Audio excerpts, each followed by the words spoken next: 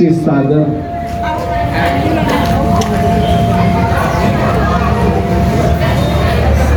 ज्ञानाचा एका असे संत एकनाथ महाराज यांचा 3 चरणांचा सोपा असलेला आणि सद्गुरूंचं महात्म्य वर्णन करणारा अभंग असा आज या कीर्तन रूपी सेवेसाठी निवडलेला आहे. आज दत्त जयंती हा कार्यक्रम सर्वीकडे चालू असतो आणि आपल्याही या ठिकाणी हा कार्यक्रम सुरू आहे. महाराष्ट्राचं महाराष्ट्र पण जागृत ठेवण्याचं कार्य ज्या संतांनी केलं,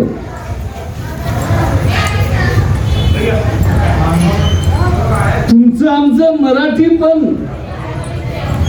जिवंत ठेवण्याचं कार्य ज्या संतांनी केलं,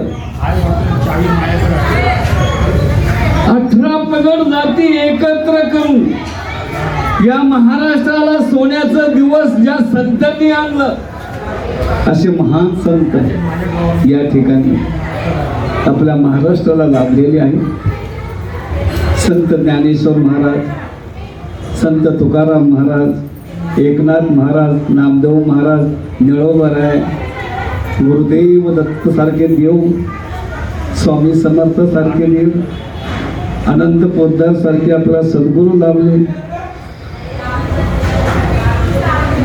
यांच्या पदस्पर्शाने ही पुनीत झालेली अशी महाराष्ट्र भूमी आहे. या महाराष्ट्र भूमीला या संतांनी सोन्याचं दिवस आणलं, सोन्याचं. आणि म्हणून तर महाराज म्हणतात, आज सोनियाचा दिन वर्षी अमृताचा दिन. हो, आजचा हा सोन्याचा दिवस आहे. या महान संतांच्या मुखावाटे अमृतासारखी वाणी बरसू लागली. आली मुखावाटे अमृत बचने, आली मुखावाटे अमृत बचने, उत्तीर्णता नोहे येणे जन्मे. आणि अशा ह्या महान संतांच्या ह्या पुनीत झालेल्या महाराष्ट्र भूमीवरती देवाचे अवतार कार्य आणि साजरे केले जातात. देवाला अवताराला आणावं लागतं. देव स्वतःहून अवतार घेत नाही, त्यांना देवाला अवताराला आणावं लागतं. का देवाला अवताराला आणायला लागतं? घंटा वाजू नका, शांत राहा. यदा यदा हि धर्मस्य ग्लानिर्भवति भारत, अभ्युत्थानं धर्मस्य तदात्मानं सृजाम्यहम्. ज्या ज्या वेळी धर्माला ग्लानी येते, त्या त्यावेळी अधर्माची वाढ होते, त्या त्यावेळी अधर्माचा नाश करून धर्माची वाढ करण्याकरता देवाला संतांनी अवताराला आणलं. देवाने अवताराला येऊन काय केलं? धर्मरक्षावया अवतार घेसी, आपुल्या पाणीसी भक्त जना. देवाने अवतार घेऊन आपल्या भक्तांचं पालन पोषण केलं. देवाने अवतार घेऊन फक्त 3च कामं केली. कोणती 3 कामं केली? परित्राणाय साधूना, पवित्र अशा साधूंचं भक्तांचं संरक्षण केलं. विनाशयाचं दुष्कृत्याम, दुष्ट लोकांचा नाश केला. अजून 3रं काम कोणतं केलं देवानी? तर धर्म संस्थापनार्थाय संभवामी युगे युगे. धर्माची स्थापना केली. हे संतांचं अवतारातून त्यांनी घेतलेली कामं झालं. परंतु संतांनी सुद्धा देवा अवतार घेतला, परंतु संतांनी स्वतःहून अवतार घेतलेला आहे. त्यांना कोणी अवताराला आणलं नाही, त्यांनी स्वतःहून अवतार घेतला. कसं करता घेतला? तर जे देवाने धर्माची संस्थापना केली, त्या धर्माची संस्थापनाची जोपासना करण्याकरता, पालन करण्याकरता संतांनी अवतार घेतलेला आहे. म्हणून महाराज म्हणतात, धर्माचे पालन करणे पाखंड खंडन, हेच आंबा करणे काम बीज वाढवा बेनाम. तर धर्माचं पालन करणं करता आणून जगाच्या कल्याणा संतांच्या विभूती, देह कष्टभूती परोपकारी, सगळ्याचं कल्याण करण्याकरता देवाने संतांनी स्वतःहून अवतार घेतला. संत पूर्वी कुठे ते, कुठून अवतार घेतला? वैकुंठातून अवतार घेतला. म्हणून तर संत सांगतात, आम्ही वैकुंठवासी आलो याची कारणासी, बोलिले जे ऋषी साच भावे वर्ताया. मग अशा प्रकारे संतांनी स्वतःहून अवतार घेतला. आणि तुमचा आणि आमचा जर विचार केला तर आपण बरेच जन्माला येतो. इच्छा असो आजार नसो, पुनरुपी जन्म पुनरुपी मरण, जन्माला यायचं मरायचं, यायचं मरायचं.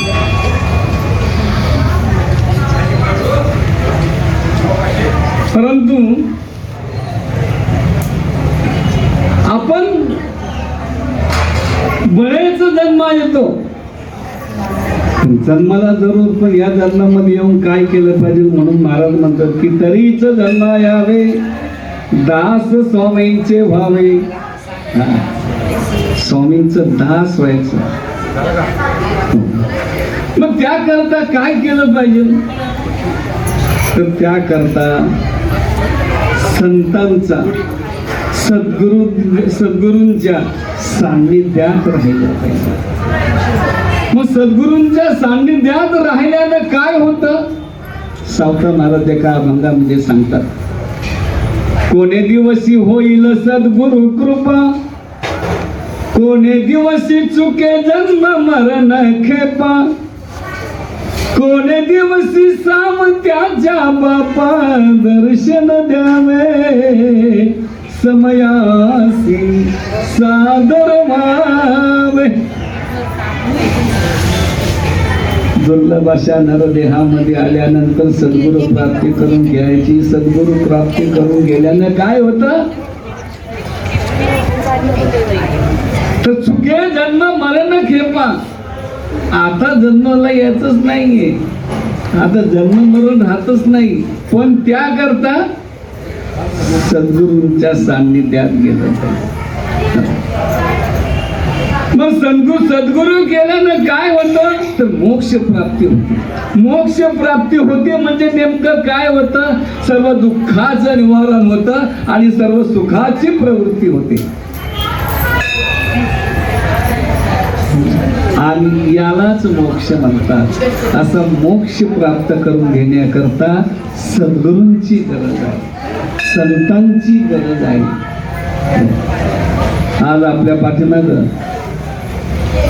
विचार केला तर आपले काका अनंत पोतदार गेल्यानंतर ही जी त्यांनी परंपरा आपल्याला वाट लावून ठेवलेली आहे, मार्ग लावून गेले आधी दयानिधी संत ते, त्यांनी जो मार्ग हा लावलेला आहे आणि हा मार्ग खरोखर एकदम उत्कृष्ट प्रकारे चाललेला आहे. दिवसेंदिवस या भक्तीमध्ये, या सेवेमध्ये वाढ होत आहे असं दिसत आहे. काकांची ही पुण्याची, त्यांचा एक आपल्या पाठीशी एक आशीर्वादच आहे. म्हणून मी चाललेलं आहे. म्हणून सद्गुरू करून घेतलं पाहिजे. दुर्लभ अशा नरदेहामध्ये सद्गुरू करून घेतलं पाहिजे. सद्गुरू केल्यानं, सद्गुरू कोण आहे? सद्गुरू हे आपले बाप आहेत. बाप. प्रत्येकाचा विचार केला तर प्रत्येकाला 5 बाप आहेत. एखाद्याला बापू म्हटलं का रे तू 5 बापाचा आहे, तर तो लगेच भांडायला येणे आपल्या संग, मला 5 बापाचा म्हणतो काय? पण प्रत्येकाला 5 बाप आहे हे नाथ महाराज सांगतात. उपजली या बालकासी तत्वता, पंचविध जान पिता. प्रत्येकाला 5 बाप कोणते आहेत? तर जनिता, उपनेता, अन्नदाता, भयदाता, 4 बाप झाले. आणि 5वा सद्गुरू. पहिला बाप जनिता म्हणजे जो आपल्याला जन्म देतो ते आपले वडील. दुसरे वडील जे उपनयन करतात, आपल्याला शिक्षण देतात ते. तिसरे वडील अन्नदाता, जो अन्नदान करतो तो सुद्धा असेल त्यातून त्याला वाचवतो. एखादा पाण्यामध्ये बुडत असेल त्याला तो वाचवतो. या संकटातून जो वाचवतो तो सुद्धा आपला बापच आहे. कोणता? तो जो या जन्म मरणाच्या भीतीतून निवारण करतो, असे महान सद्गुरू हे आपले 5वे बाप आहे. म्हणून सद्गुरू केला पाहिजे. सद्गुरू शिवाय सापडे नसो.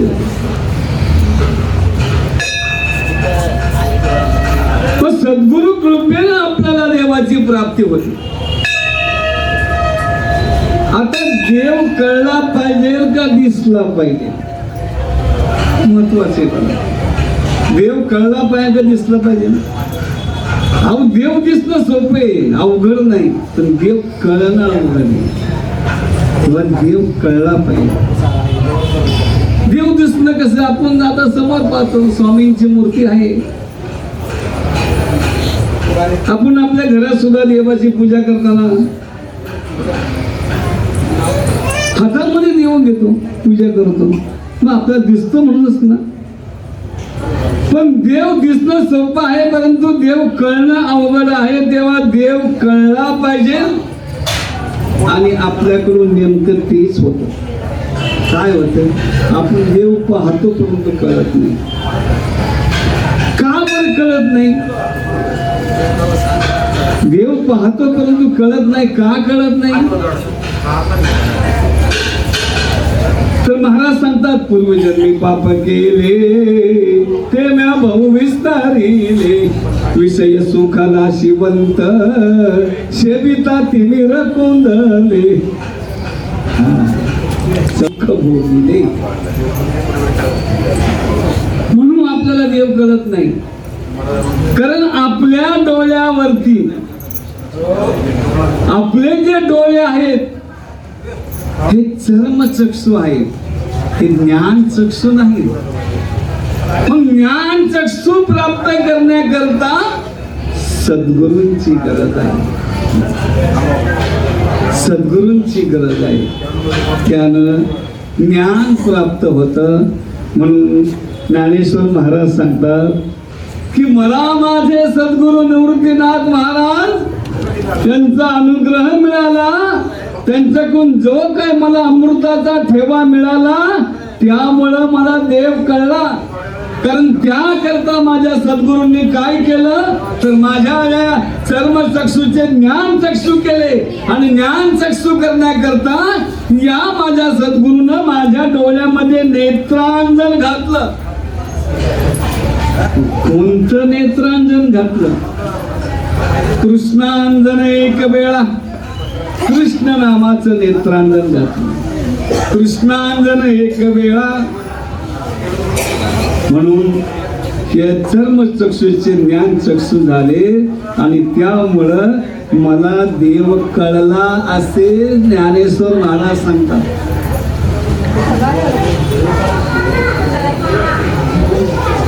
सद्गुरु कृपेमुळे देव कळला.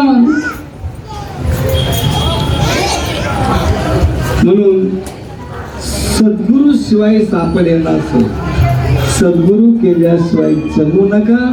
सद्गुरु केल्याशिवाय मरू नका. सद्गुरु काय करतात? सद्गुरु आपला भक्त जर संसाररूपी नदीमध्ये बुडत असेल तर अशा या संसाररूपी नदीमध्ये सद्गुरु त्यांच्या कृपेची नौका घेऊन येतात आणि त्या पाण्यात बुडत असणाऱ्या आपल्या भक्ताला घेऊन त्या नौकेमध्ये घेऊन मोक्ष रूपाच्या पहिल्या तीरावरती नेऊन पोहोचवतात. म्हणून सद्गुरु केले.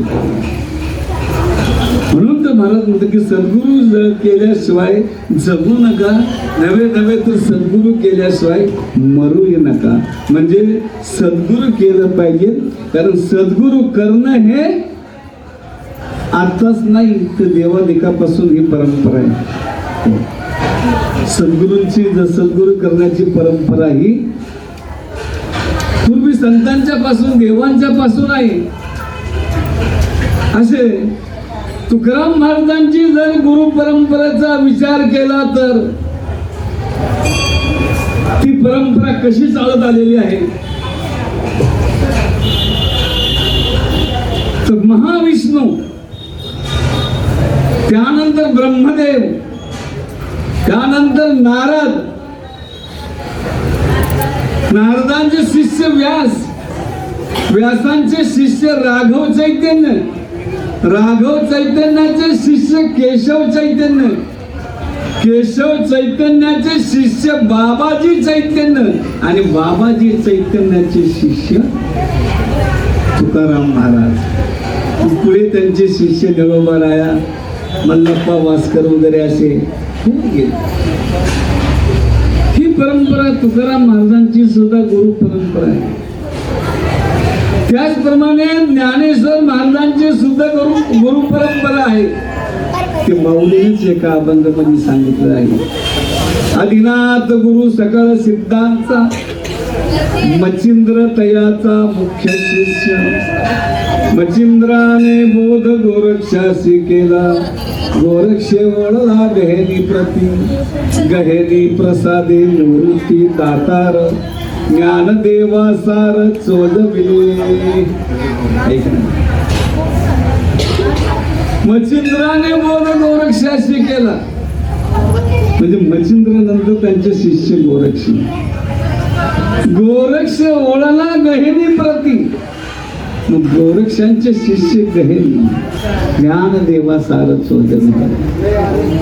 त्यांनी ज्ञानेश्वर महाराजांना शिष्य केलं आणि ज्ञानेश्वर महाराजांची सर्वांना ज्ञानेश्वरी रूपाने शिष्य केलं. ही ज्ञानेश्वर महाराजांची परंपरा झाली. पण स्वामी समर्थांची परंपरा पाहिली तर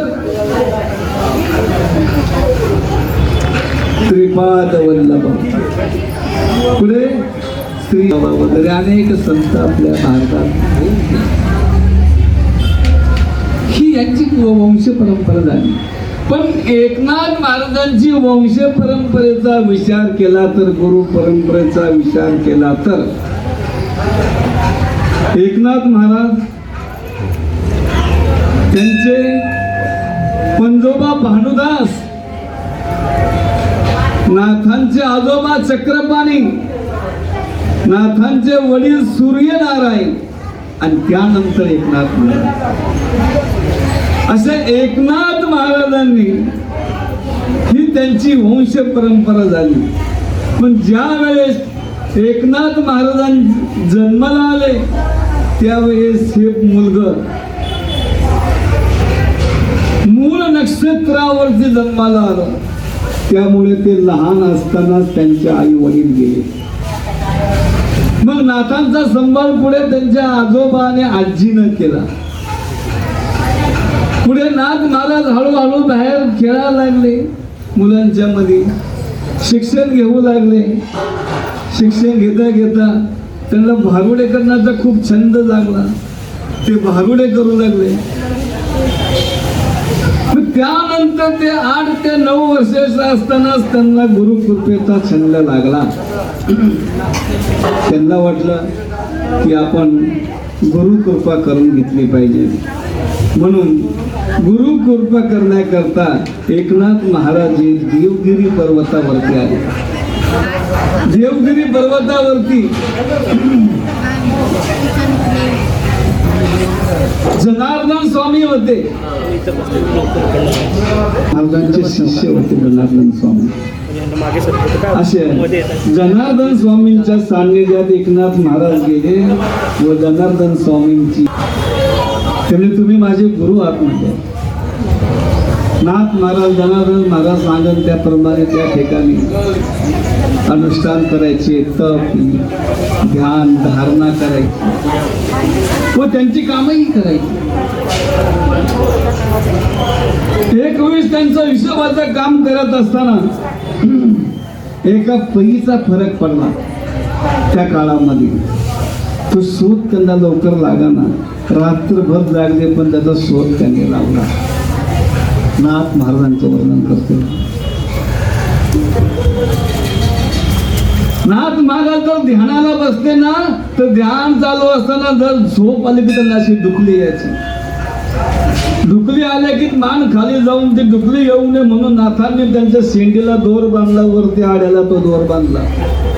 जरी डुकली आली तर त्या शेंडीमुळे ताण पडणार, ती झोप निघून जाणार. अशा पद्धतीने त्यांनी कितीतरी ध्यान केलेलं आहे नाथ महाराजांनी. पण ज्या वेळेस परकीयांनी त्या गडावरती हल्ला केला त्यावेळेस एकनाथ जनार्दन स्वामी बाहेर होते आणि नाथ एकटेच त्या गडावरती परकीयांनी हल्ला केला. पण नाथांनी त्या ठिकाणी आपल्या सद्गुरूंचा पेहराव काढून तलवार घेऊन तो परक्यांचा हल्ला परतवला.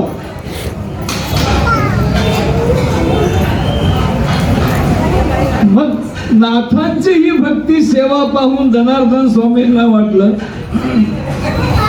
माझा शिष्य एवढं कमले, एवढी सेवा करतोय, त्यांना दत्त महाराजांचं दर्शन झालंच पाहिजे. म्हणून नगरजवळ असणार आपलं औरंगाबाद पासून 30 किलोमीटरवरती अंतरावरती असणाऱ्या सुलीभंजन या ठिकाणी एकनाथ महाराज आपल्या त्या जनार्दन स्वामी एकनाथ महाराजांना घेऊन त्या ठिकाणी आले. त्या ठिकाणी आल्यानंतर त्या ठिकाणी दत्त महाराज प्रगट झाले. दत्त महाराज प्रगट झाले आणि त्यांनी आपल्या झोळीतली शिडी भाकर एका भांड्यामध्ये घेतली, ती चुरवली आणि जे त्यांच्या जवळ जे 4 वेद म्हणजे कुत्रे होते त्यांचं दूध काढून त्या दुधामध्ये ती भाकर चुरवली आणि दत्त महाराजांनी तो प्रसाद जनार्दन स्वामींना दिला आणि एकनाथ महाराजांनाही दिला. अशा प्रकारे महाराजांच्या हत्ता गुरुकृपाच काय गुरु प्रसाद सुद्धा एकनाथ महाराजांना मिळाला. म्हणून नाथांना दिव्य दृष्टी अशी निर्माण झाली. मग नाथ महाराज आपल्या समोर असणाऱ्या जनार्दन स्वामींना पाहून ते काय म्हणतात ते या अभंगाच्या पहिल्या चरणामध्ये सांगितलं आहे. गुरु परमात्मा परेशु, गुरु परमात्मा परेशु, ऐसा ज्याचा दृढ विश्वास. मग नाथ महाराज गुरूंचं वर्णन करू लागले.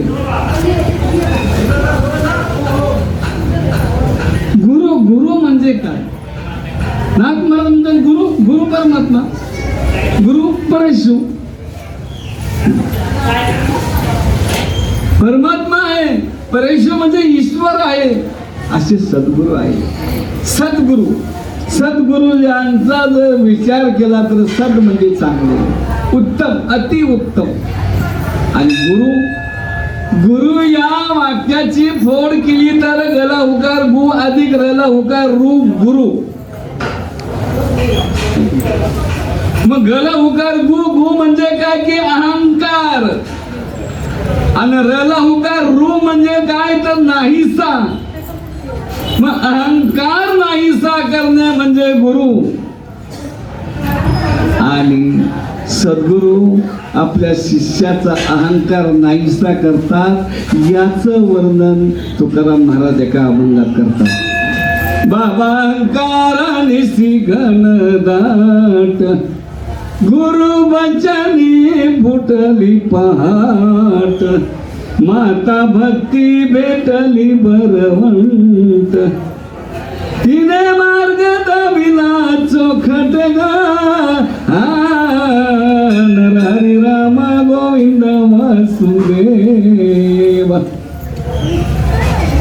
समजला गुरुचा अर्थ काय? असे गुरु पाहिजे. हो, नाहीतर या हल्लीच्या युगामध्ये सुळसुळाट सुटलेला आहे गुरूंचा. गुरु कसे पाहिजे? गुरु आपल्या पोद्दार ताकासारखे पाहिजे. ते गेले पण मार्ग देऊन गेले, मार्ग दावून गेले आधी दयानिधी संत ते. आणि त्यांनी दावलेला मार्ग आज या ठिकाणी असणारे त्यांचे भक्त, त्यांचे शिष्य आणि त्या काकी, त्यांची मुलगी, मुलं, सुना वगैरे हे, आणि या ठिकाणी अगदी स्वयंपाकापासून करणारे भक्त आमचे शंकर काका. सकाळी लवकर स्वयंपाकाला, रात्री मला फोन माराल लवकर या बरं का, येतो. किती जिद्दीनं काम करतात. मला काय सांगायचे की यालाच सेवा म्हणतात. हीच मेवा आहे, हीच हाच मेवा प्राप्त करून घ्यायचा असतो. आणि तो काकांनी आपल्याला जाऊन दिलेला आहे, त्याला गुरु म्हणतात. गुरु असे गुरु पाहिजे. नाहीतर या जगाच्या बाजारामध्ये अनेक गुरूंचा सुळसुळाट झालेला आहे. हे कसे आहेत? लोभी गुरु लालच की चेला, पण दोनों नरक में ठेलम ठेला. या ठिकाणी लोभी गुरु चालत नाही, लालची चेला चालत नाही. एक शिष्य आपल्या गुरूंचं सेवा करत बसायचं. गुरु झोपलेलं राहायचं, त्यांचे पाय चेपत बसायचं. आणि गुरुने जर काय काम सांगितलं, झाले तेवढं त्या झाडांना पाणी दे, हा काम का काय? तो म्हणायचा, महाराज तुमचे चरण कसे सोडू. काम सांगितलं की महाराज तुमचे चरण कसे सोडू. पण एकदा त्या गावामध्ये एका बादशाहानं जेवणाचं आमंत्रण ठेवलं, साऱ्या गावाला आमंत्रण दिलं. त्याचप्रमाणे ते सद्गुरूंना सुद्धा सांगितले की महाराज आज संध्याकाळी आमच्यातर्फे जेवण आहे, तरी जेवायला या. शिष्याने ते ऐकलं बरं का, पाय चेपताचे. संध्याकाळ झाली, महाराजांना आठवण झाली आपल्याला त्यांच्या जेवणाचं आमंत्रण आलेलं. पण महाराज म्हणले माझी तब्येत काय ठीक नाही, आता मी काय जेवायला जात नाही. शिष्याला म्हणलं महाराज, आपण शिष्याला महाराज म्हणाले अरे तू जाऊन जेवून ये त्यांच्या घरी. काम करणारा शिष्य इतर काम सांगितलं की म्हणायचं महाराज तुमच्या चरण कसे सोडू. पण जेवणाचं काम आल्यानंतर महाराज तुमची आज्ञा कशी मोडू. असे लोभी गुरु आणि लालची चेले काही कामाचे नाही बरं. श्रीमंत सारखे शिष्य करून घ्यायचे, कारण त्यांच्याकडून भरपूर काय मिळतं. असे एका गुरुने काही शिष्य बनवले. श्रीमंत सर्व शिष्य त्यांच्याकडून चांदीचा खडवा घेतले, चांदीचा खडवा. पण त्या श्रीमंत असणाऱ्या शिष्यामध्ये एक गरीब शिष्य होता. आणि त्या गरीब शिष्यानं सद्गुरूंना सांगितलं की महाराज आज संध्याकाळी आमच्या घरी जेवायला या. तर गुरुला वाटलं हा एक तर गरिबी याची असते, घरी काय आपल्याला जेवायला मिळणार आहे. त्याला पंचपक्वान्न खायची सवय लागली, काय जेवण मिळणार आहे. पण तरी पण त्याने खूप आग्रह केला, म्हणजे महाराज तुम्ही यायलाच पाहिजे या. मग त्या चांदीचा खडावा पायात घालून ते श्रीमंत शिष्य बरोबर घेऊन संध्याकाळी त्या गरीब शिष्याच्या घरी जेवायला आले. एक त्यांना घेऊन त्या गरीब शिष्याच्या घरी जेवायला आले. आता गरीब शिष्य त्यांनी दुकानदाराकडून उधारीवरती सामान आणून सर्व स्वयंपाक बनवलेला होता. स्वयंपाक तयार झाला तर गुरु महाराज आले. म्हणलं तर जरी चांदीच्या पादुका असतो तर ते डोंगराच्या बाहेर सोडणंच भाग आहे. डोंगराच्या बाहेर त्या चांदीच्या पादुका सोडल्या. ते गुरु आतमध्ये आले. मग शिष्य या या या या गरम पाण्याचा तांब्या पाय धुवायला. मला गुरु आणि शिष्य कसे असतात त्या हल्ली या आणि कसे पाहिजे जे पण सांगते. मग ती बसायला गादी वगैरे ते उषा कंपनीचा फॅन लावलेला त्या काळात नव्हता, पण आता सांगायला काय आपल्याकडे आहे आता उपलब्ध.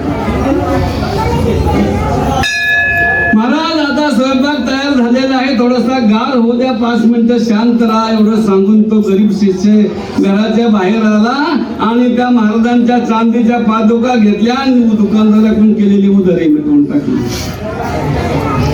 चांदीच्या पादुका मिटवून टाकली. महाराज आले, बसले सर्व.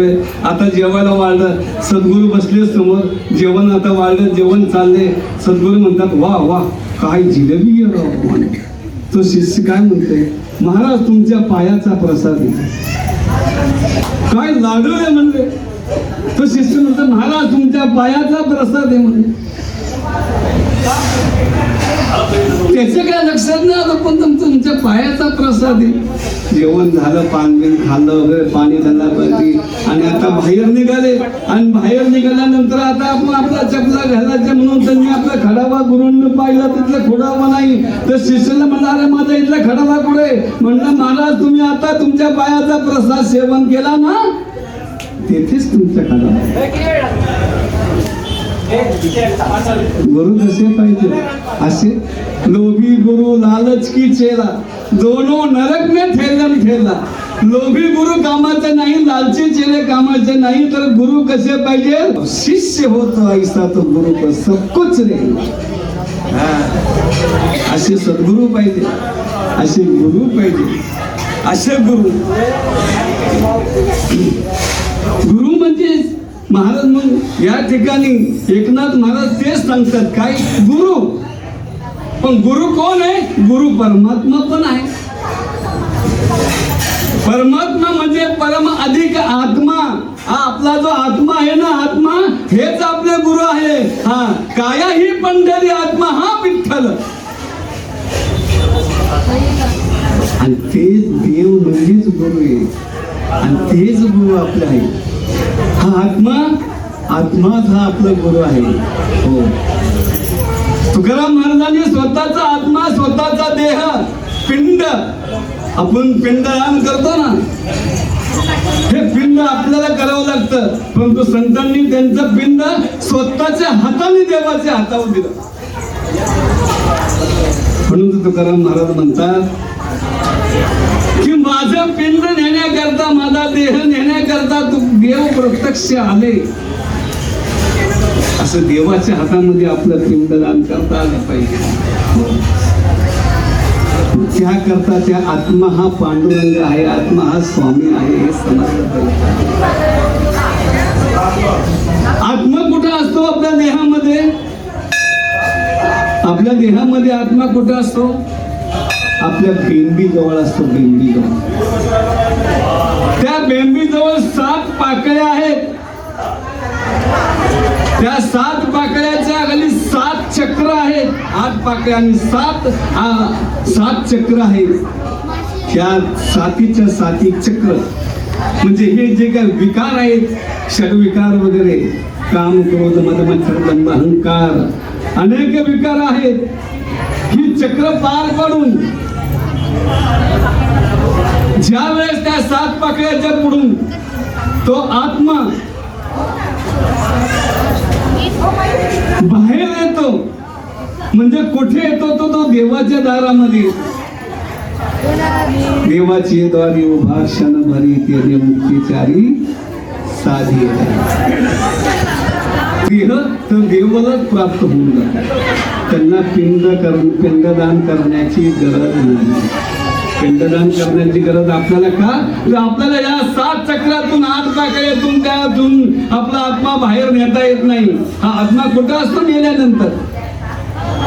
मेल्यानंतर हा आत्मा ज्या वेळेस ते मडकं फोडण्याकरता तो दगड घेतात, दगड, आणि त्या दगड मडकं तिथे 3 वेळा ते फोडतात. त्या दगडाच्या टोकाला तो आत्मा बसलेला असतो. आणि तो आत्मा, म्हणून तो दगड सांभाळून ठेवा लागतो दशक्रियापर्यंत. तोच आत्मा घरामध्ये असतो. परंतु या आत्म्याला लाभलेल्या वासना कोणत्या, तर ज्या वेळेस त्या माणसाला सावडतात, त्या सावडत असताना जी राख जमा केली जाते, त्या राखेमध्ये जे काय हस्तिका मिळतात, त्या हस्तिका म्हणजेच वासना. त्या आस्तिकांना वासना चिकटलेल्या असतात. मग आपण त्या भस्म आपण ते राग आपण पाण्यात टाकतो, परंतु ती हाडं गोळा करून काय करतो आपण? आपल्या भारत देशामध्ये या सर्व सृष्टीमध्ये फक्त 2च नद्या आहेत की ती हस्तिका त्याच नदीमध्ये, एक प्रयागला आणि एक इंद्रायणी आळंदी देहूपासून गेलेली इंद्रायणी, याच नदीमध्ये ती हस्तिका विसर्जित करत येतात. नाहीतर त्या वासना परत माघारी येतात. मग असं या आत्म्याचं महत्व आहे. हा आत्मा म्हणून करता आपल्या जवळ आपल्याला जर आपलाच देह आपल्या हाताने देवाच्या हातात द्यायचा असेल तर या आत्म्यालाच देह समजला पाहिजे. देव हा आत्माच आपला परमात्मा आहे. हा आत्मा आपला ईश्वर म्हणजे परेश्वर आहे. म्हणून महाराज म्हणतात, गुरु परमात्मा परेशु,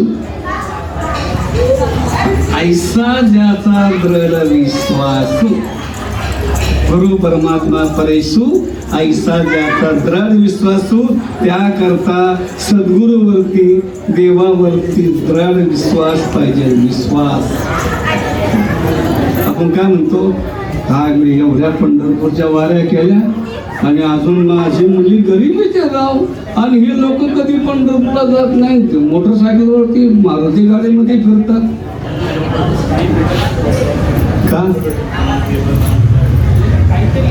तर विश्वास नाही आपला. पूर्वी जन्माला त्यांचं प्रारब्ध कर्म येते, पण आपण देवावरती विश्वास ठेवला तर देव आपल्याला सद्गुरू प्राप्ती करून देतातच. आणि सद्गुरू आपल्याला मार्ग दावतात. मार्ग दावले गेले आधी दयानिधी सद्गुरू. मग असे सद्गुरू आपल्याला आपण जन्माला आल्यानंतर किती सद्गुरू करतो. सद्गुरू कसे पाहिजे? हो, सद्गुरू कसे पाहिजे? श्री स्वामी समर्थ आनंद पोतदार महाराज होऊन गेले. त्यांच्यामुळं तर हा एवढा आता आणि एवढा देखावा चाललाय तो त्यांच्या कृपेचेच आहे. अशी सद्गुरू पाहिजे. मेल्यापासून आपण जन्मल्यापासून अनेक सद्गुरू करून घेतो. जन्मल्यानंतर आई वडील आपलं पालन पोषण करते की नाही? कोण येते? आपले सद्गुरूच येते. हो, गुरुच येते आपले. मग ती आई मुलाला शिकवते, बाळा देव बाप्पा टाळ्या वाजव, विठ्ठल विठ्ठल विठ्ठल विठ्ठल म्हण. कोण शिकवतं आपल्याला देवाची प्राप्ती करण्याकरता? आई शिकवते, वडील शिकवतात. पहिले गुरु कोण? आई वडील. म्हणून आई वडिलांची सेवा करा. हो, आई वडिलांची सेवा करा. आई जवळ अमृताचे पाठ वाहतात आणि वडील संग्रामाचे घाट वाहतात. आई बापांची सेवा करा. मला सद्गुरू पहिले आपले आई वडील कसे हे सांगता येईल. आईला मोठ्याने लढायला येतं. काही वाईट घटना घडली तर मोठ्याने रडते आई, पण बाप कधी रडत नाही. बाप का कधी रडतो? बाप विचार करतो, मी तर या मुलांच्या समोर या आणि माझ्या भाऊ बहिणी यांच्या समोर मीच जर मोठ्याने रडत बसतो तर त्यांना किती दुःख मिळते, किती रडतील. बाप आपला आणि दुःख, त्यांना त्या दुःखाचं आणि ते प्रगटन रडण्याचं कधी करतो? रात्री झोपताना उशीमध्ये तोंड खुपसू खुपसू मुसू मुसू रडतो. त्याला बाप म्हणतात. त्याला बाप म्हणतात. म्हणून आई वडिलांची सेवा करा. हो, साडी फाटली तर ती आई त्या साडीला दुसऱ्या चांगल्या साडीचा पदर लावते. दारखुंड म्हणतात, त्या पूर्वीची भाषा दारखुंड. आता दारखुंड राहिले नाही, आता भरपूर साड्या सुद्धा. आणि वडील धोत्राचे फाटले असतं तर त्याच्या गाठीवर गाठी बांधून ते खर्च करणार नाही, लवकर कपडे घेणार नाही. का? माझ्या मुलाला शिक्षण व्हायचे, माझ्या मुलांचं आणि लग्न व्हायचंय. याला आई बाप म्हणतात. म्हणून आपल्या जीवनामध्ये पहिले गुरु आणि आपले आई बापच आहे.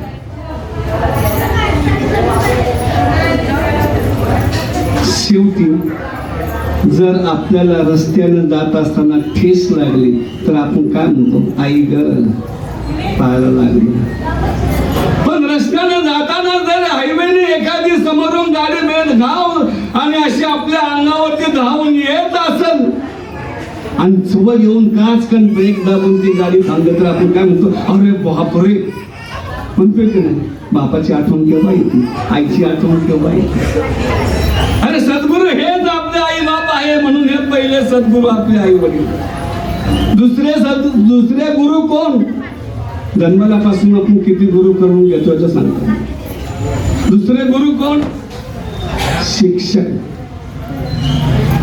जे आपल्याला शिक्षण देतात. मग आता विचार करा, प्रत्येक विषयाचा प्रत्येक मास्तर गुरु झाला. किती वर्ष शिकतो तो, त्याला किती गुरु होता, एवढे गुरु करून घेतो की नाही आपण. ठीक आहे, शिक्षण झालं, पुढे तो नोकरीला लागला. नोकरीला लागल्यानंतर त्या ठिकाणी आता नोकरी मिळत नाही, परंतु पूर्वी मिळत होती. नोकरीला लागल्यानंतर त्या ठिकाणी जो वरिष्ठ अधिकारी असतो तो त्याला तर टेबल खुर्ची देतो. तो आजपासून हा टेबल खुर्ची सांभाळायची आणि आणि ब्लॅक मनी आला की टेबला खालून घ्यायचा आणि व्हाईट मनी सांभाळून घ्यायचं. याचं शिक्षण देणारा तो सुद्धा बरोबर का. पुढे सिगारेट कशी ओढावी, तंबाखू कशी खावी, नको ते घाणेरडे व्यसन लावणारे जे मित्र असतात ते सुद्धा गुरुच की. पण पुढे लग्न झालं, महागुरु आले. महागुरु ऐकलं, महागुरूंचं ऐकलंच पाहिजे. जो ऐकत नाही ना त्याला नवराच म्हणत नाही. आमच्या सारख्या कीर्तनकाराला सुद्धा ऐकावं लागतं बरं का. रात्री कार्यक्रम झाल्यानंतर घरी घेताना रात्री 12-12:30 वाजता ती बेल वाजवायची. मग त्यांनी ते उठायचं आणि ते डोळे चोळीत यायचं, दरवाजा उघडायचा आणि घड्याळाकडे बघायचं. वा आम्हाला म्हणायचं किती वाजले आता. आपण म्हटलं ना 12 वाजले. कुठं गेला होता? स्वामी समर्थांच्या मठामध्ये प्रवचन करायला गेलो. मग एवढ्या रात्रीचं काय बोलायचे आणि सकाळ कामावर नाही का जायचं? ऐकावं लागतं. शेवटी त्यांचं सांत्वन करण्याकरता त्यांची आरती करावं लागते. घंटा वाजू नका. जय देव जय देव जय माझ्या बायको आणि तुझ्याशिवाय मी कोणाचं ऐकू. या माता माऊल्यांच्या मुळे तर त्यांचे असणारे काही व्यसनी, त्यांची दारू सुटले, व्यसन सुटले. हो, मातांचं सुद्धा खूप लक्ष असतं आपल्या घरामध्ये. त्यांना कमी समजू नका. म्हणून जे आपल्याला संसाराचे चांगले ज्ञान शिकवते ती आपली असणारी पत्नी म्हणजे ही गुरुच आहे. पुढे आता वय झालं आणि वय झाल्यानंतर मग त्याचं आयुष्य संपलं, तो गेला. आयुष्य संपलं, तो गेला. मग त्या ठिकाणी तिरडी बांधणं करता येतात. त्यासाठी तिरडी बांधण्याकरता जो एक येतो, अरे पोरांनो, अरे त्याला अशी दोरी बांधा, अरे त्याचे ते पायाची बोट अंगठे बाजूला घ्या, त्याची पूजा करायला लागणार आहे. अरे त्याच्या तोंडामध्ये 2 तुळशीची पानं घाला. अरे आयुष्यभर कधी गळ्यात माळ नाही घातली, त्याच्या तोंडामध्ये तुळशीची पानं कशाला? हाडकं फोडून काटायला 2 हाडकं घाला त्याच्या तोंडामध्ये. म्हणून त्या ठिकाणी हे जे काय शिकवतो ते सुद्धा गुरुच. विचार करा आता, एवढे गुरु आपण करून घेतले. एवढे गुरु आपण करून घेतो. मग एखादा माळकरी, एखादा वारकरी घ्या ना असे गुरु करून.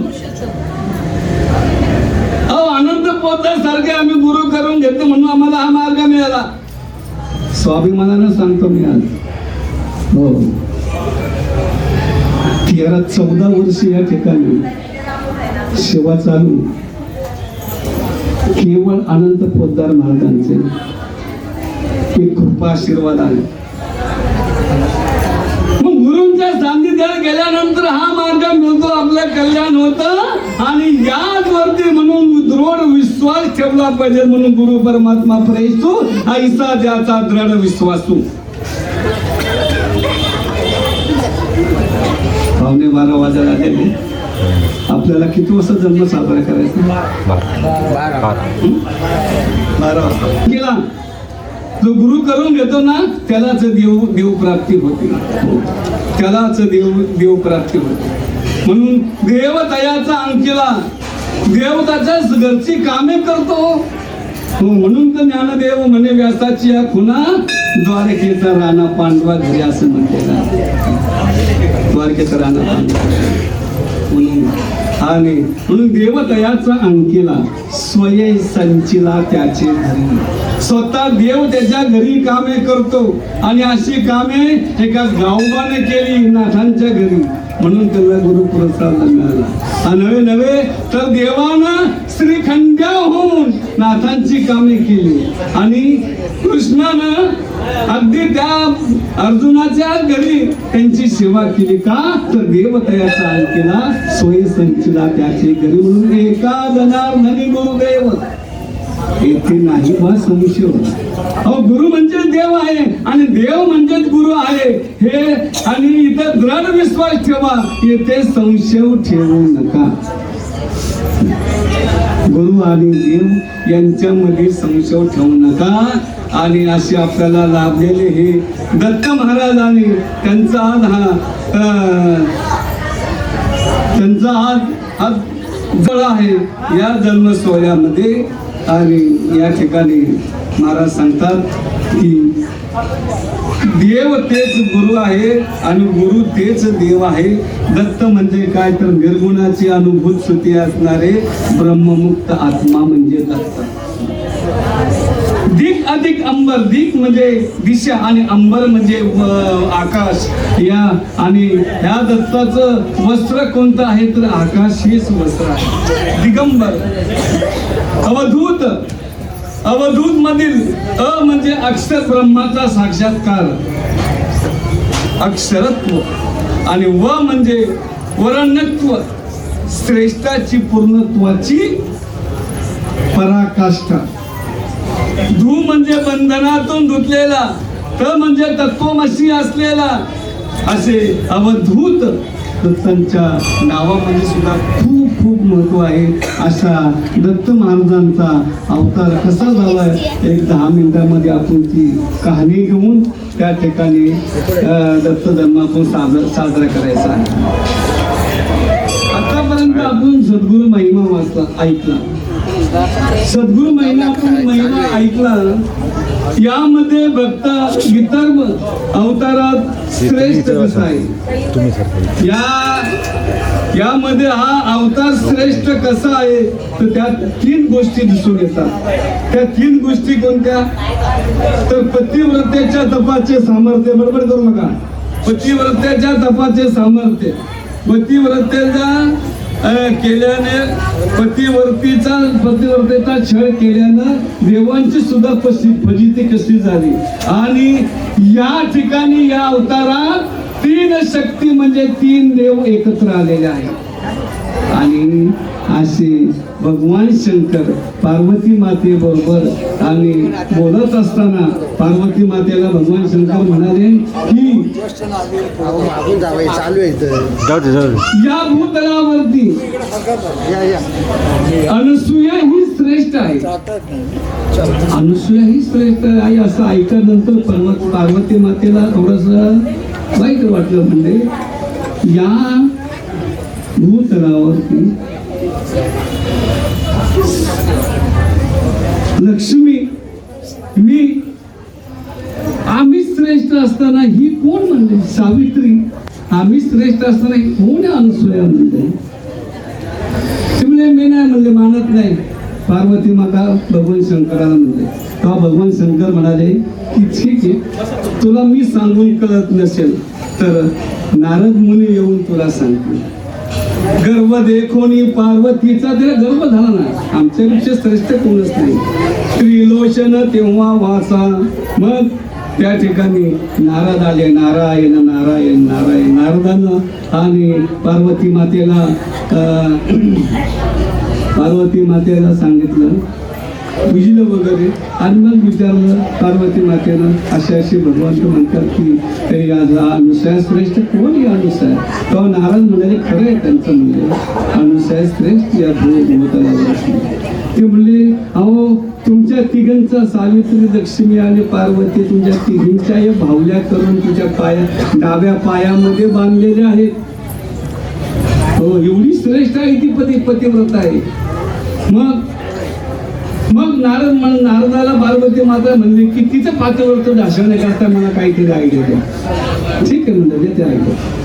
तुम्ही तुमच्या पतीला तिच्याकडं भिक्षा मागायला पाठवा आणि तिने नग्न अवस्थेत भिक्षा द्यावी अशी त्यांनी भिक्षा स्वीकारावी. झालं. तिथून नारद निघाले, सत्य लोकात आले. सावित्रीला हेच सांगितलं, कारण तिलाही वाटलं की आमच्यापेक्षा श्रेष्ठ कशी काय. वैकुंठामध्ये महाविष्णूला तिथे लक्ष्मीला भेटलं. लक्ष्मी मातेला सुद्धा तेच सांगितलं की या भूतलावरती पार्वती अनुसया ही श्रेष्ठ आहे. पतिव्रता अनुसया ही श्रेष्ठ आहे. म्हणून ती अनुसया श्रेष्ठ आहे. मग तिचं पातिव्रत दाखवण्याकरता या तिघींनी आपल्या पतीला बाय ऑर्डर, 3 बहुरानिया. या 3 बहुरानिया म्हणजे यांनी काय केलं, आपल्या पतीला बाय ऑर्डर दिली. काय ऑर्डर दिली? तुम्ही तिघांनी त्या अनुसयाकडे जायचं आणि तिचं पातिव्रत ढासळायचं. त्याकरता तिच्याकडे भिक्षा मागायची, पण तिने ती भिक्षा नग्न अवस्थेत दिली पाहिजे. हो, अनुसया किती महान पातिव्रत होती. अधिक असूया. म्हणजे नाही, असूया म्हणजे द्वेष मच्छर. जिच्या जवळ द्वेष मच्छर नाही अशी ती अनुसया. आणि ते अत्री मुनी होते. ते काय साधे होते का? 3 गुणांच्याही पलीकडे असणारे ते अत्री मुनी होते. आणि त्या तिन्ही देवांनी विचार केला, आता आपल्याला भूतलावरती अनुसयाचं पात्रत्व दाखवण्याकरता, भिक्षा मागण्याकरता जायचंय. म्हणून तिघांनी आपल्या मारुती गाडी बाहेर काढल्या. त्यावेळेस मारुती गाड्या नव्हत्या बरं, सांगायला काय हरकत आहे. तिघांनी आपापली विमानं काढली. विमानामध्ये बसून आणि अनुसयाच्या घराजवळ बाहेर उभे राहिले. भिक्षाम देही असं म्हटल्यानंतर अनुसया माता बाहेर तिथे आले. अत्री मुनी बाहेर गेलेले होते. अनुसया माता एकटीच घरी होती. अनुसया म्हणली, त्यांनी पूजन केलं त्यांचं, त्या तिन्ही देवांचं. अनुसया मातेने भिक्षा वाढा म्हटलं, आम्ही तुम्हाला भिक्षा आणते. पण ते देव म्हणाले की तुम्ही भिक्षा आणसाल, पण भिक्षा कशी पाहिजे? नग्न अवस्थेत आम्हाला भिक्षा वाढली पाहिजे. ठीक आहे म्हणले, काय हरकत नाही. अहो ती मध्ये ती महान पतिव्रता होती. नग्न अवस्थेत तर नग्न अवस्थेत, पण तुम्ही आतमध्ये या. म्हणून त्या तिन्ही देवांना आतमध्ये बोलवून घेतलं. त्यांना बसायला आसन दिलं. त्यांची सोडून पूजा केली आणि तिन्ही देवांच्या डोक्यावरती हात ठेवला. अनुसयाने काय झालं? तिन्ही ते बालक झाली. 6 महिन्याचे बालक असे रडू लागले, दुखले लागले, रडू लागले. तिथे असे हातपाय हलत होते. मग अनुसया मात्यांना कपडे घालून दिला. त्या मुलांना स्तनपान दिलं. काय भिक्षा दिली? स्तनपान दिलं. हो, महान पतिव्रता होती ती. स्तनपान दिल्यानंतर त्या मुलांना पाण्यात टाकलं, कपडे परिधान केले अनुसयानं, आणि त्या मुलांना झोका देत बसतो. समोर पावला टांगलेला आहे, झोका देत बसली. आणि ती पाळणा म्हणत आहे, पण त्या पाळण्यामध्ये ती अनुसूया काय वर्णन करते? हे ब्रह्मदेवा, तुम्ही भक्तांचं संरक्षण करण्याकरता आजपर्यंत भरपूर केलं, तुम्ही खूप कष्टी झाला असेल, तुम्हाला खूप कष्ट सोसावं लागलेले, आता पाळण्यात आराम करा.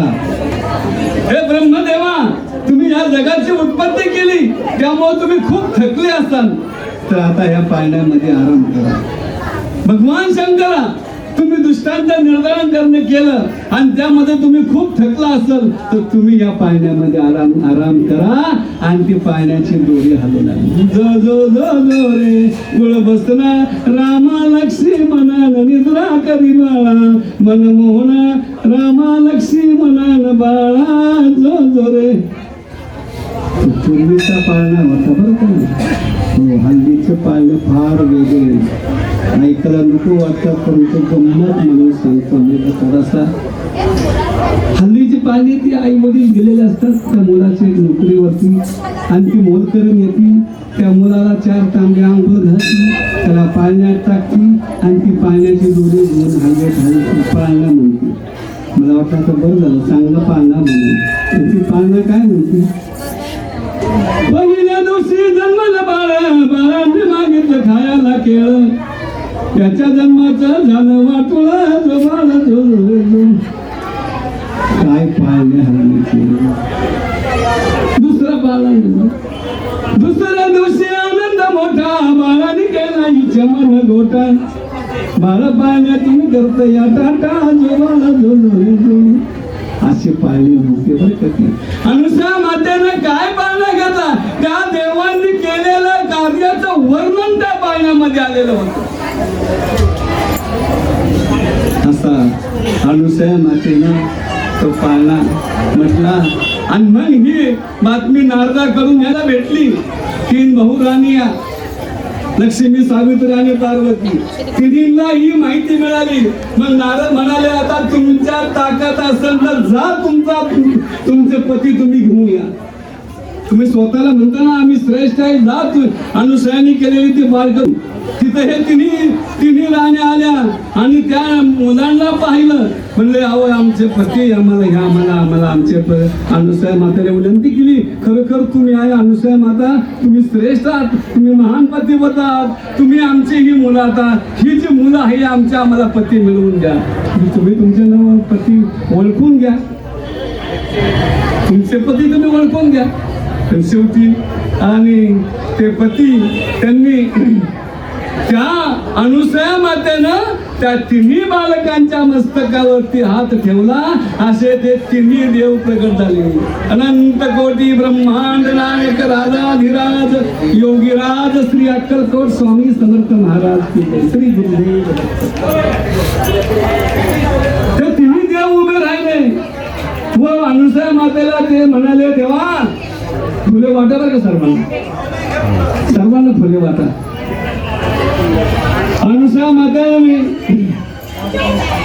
देवाला सांगितलं, देवा तुम्ही मला जे मातृत्व पण दिलं त्याचं काय? ते मातृत्व पण मी कसं सांभाळू, त्याकरता तुम्हीच माझ्या पोटी जन्माला आलं पाहिजे. आता हे 3 देव, आता हे तिन्ही कसे याचं? मग तिन्ही एक होते. ह्या ज्या 3 देवाच्या 3 शक्ती आहे, तिन्ही शक्त्या एकत्र झाल्या म्हणून तो त्रिमुखी दत्त महाराज आहे. ब्रह्म विष्णू महेश असे दत्त महाराज त्या ठिकाणी. आणि अनुसूयाच्या उदरी जन्माला आले. तो हेमंत ऋतू होता, रोहिणी नक्षत्र होतं, शुक्ल पक्ष होता, पूर्ण तिथी म्हणजे पौर्णिमा होती, गुरुवार होता, मार्गशीर्ष महिना होता, वासर उत्सव त्यांचा आणि तो काळ होता. अजून असे या तिथीला आणि सद्गुरु दत्त महाराज प्रगट झाले आणि ते सर्वांना फुले मिळालेली आहे. आता आपण त्यांचा जन्माचा अभंग घेऊन, मला थोडी फुलं मिळते आणि जन्माचा अभंग घेऊन आपण शेवटचं चरण झालं. की सर्वांनी त्यांच्या नामाचा गजर करून आपण त्यांना फुले माहिती